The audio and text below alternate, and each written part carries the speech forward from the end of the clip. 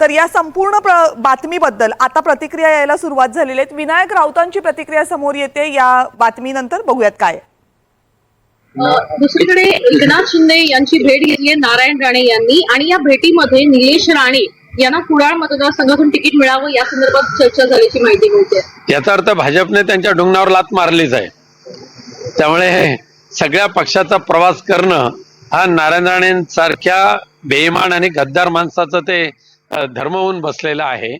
पण कोणी तिथे उमेदवार कुडाळ विधानसभा मतदारसंघामध्ये उभं राहावं।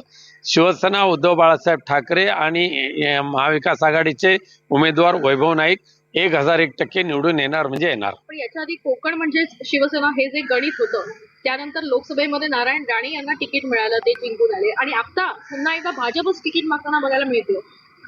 ते कुडाळ नाही, ज्या ठिकाणी त्यांना शिंदे गटाचे उमेदवार उभे करायचे ते करावेत, भाजपचे उमेदवार उभे करायचे करावेत।